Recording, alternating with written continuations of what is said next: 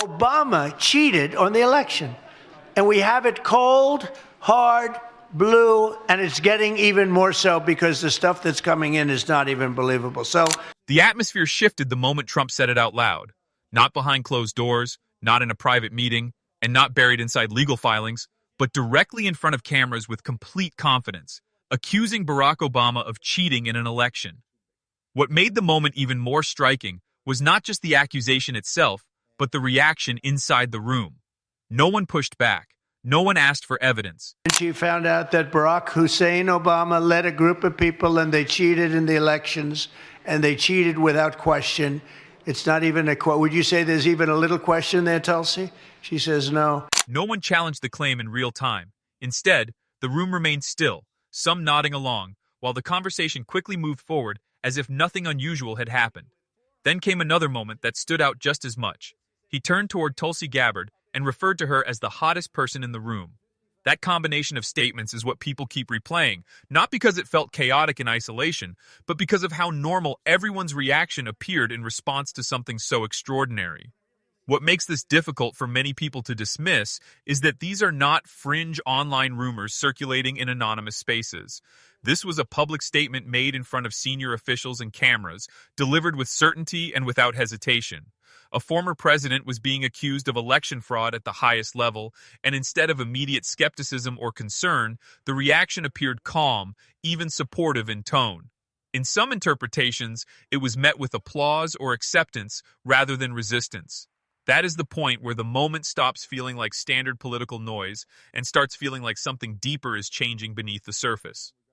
When accusations of this magnitude are delivered casually and met without visible challenge, it raises questions about what the boundaries of public discourse have become and how far they have shifted in recent years. At the same time, Barack Obama's response to the broader political climate stood in sharp contrast. Because I want this chamber, I want this city to reflect the truth that for all our blind spots and shortcomings, we are a people with the strength and generosity of spirit to bridge divides, to unite in common effort. He was not loud, aggressive, or confrontational. He did not attempt to match intensity with intensity or turn the moment into spectacle. Instead, he spoke with a calm and controlled delivery that reflected restraint rather than performance. Standing before an audience that already understood his leadership style, Obama did not need to directly name opponents for the contrast to be felt. His tone alone created distance between two very different approaches to politics. His words carried weight not because they were forceful, but because they were measured. Tell every child in every neighborhood, your life matters. And we are committed to improving your life chances, as committed as we are to working on behalf of our own kids. When someone describes a nation at its best and places emphasis on unity, shared responsibility, and long-term ideals, the comparison with current realities becomes clear without needing explicit explanation. That contrast defines the core tension running through everything. On one side is a vision of leadership centered on inclusion, accountability, and the belief that every citizen matters equally in the functioning of a nation. It speaks to bridging divides, reinforcing democratic values, and resisting the idea that society must permanently exist in opposing camps. On the other side is a political environment where public events can include serious allegations followed immediately by personal remarks, all delivered in the same breath and absorbed by audiences without visible disruption. These are not separate worlds or different eras of politics. They are unfolding within the same country, often within the same news cycle, sometimes even within the same public moment. This is why so many people feel that something fundamental has shifted beyond ordinary political disagreement. It is no longer just about which side is right or wrong, or which argument is more convincing. It is about what kind of behavior has become acceptable in public political communication. When accusations of extreme seriousness are presented casually, and when audiences respond with approval or indifference instead of concern or scrutiny, it signals a change in the baseline expectations of public discourse. Even those who cannot clearly define what has changed can sense that the tone of political life feels different than it did before. The standards that once governed how claims were made, challenged, or verified appear less consistent than they once were. What gives Obama's remarks their impact is not only their content, but their restraint. He does not rely on urgency or emotional escalation. Instead, he trusts that the seriousness of his message will be understood without dramatic framing. when he speaks about future generations inheriting a country that reflects its highest ideals, it does not feel like a rehearsed slogan designed for applause. It feels like a reflection on something fragile, something that requires care in order to endure. Calm delivery in this context becomes more powerful than aggression because it signals confidence in the message itself rather than dependence on spectacle to carry it. Meanwhile, the opposing narrative continues to expand through a very different mechanism.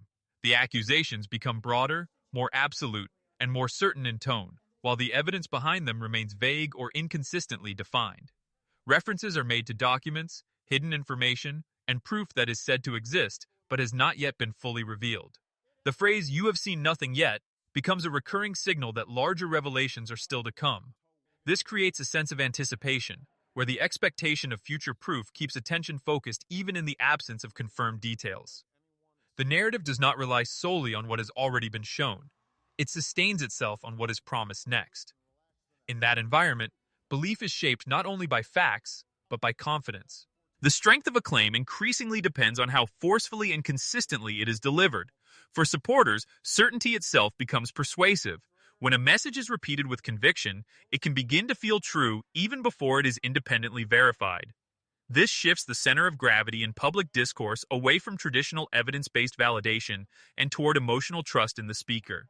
People begin aligning with narratives not just because of what is proven, but because of what feels consistent with their existing understanding of the world. That creates a dynamic where performance and perception begin to compete with evidence. Political reality is no longer shaped solely by verified facts, but also by the ability to sustain belief through narrative strength.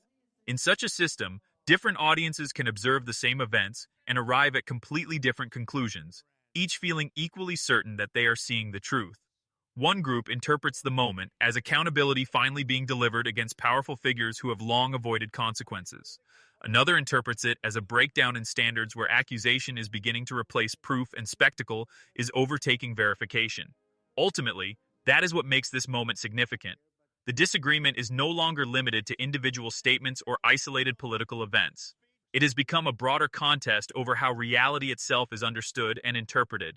Both sides are watching the same speeches, the same headlines, and the same public figures, yet they are processing them through entirely different frameworks of trust.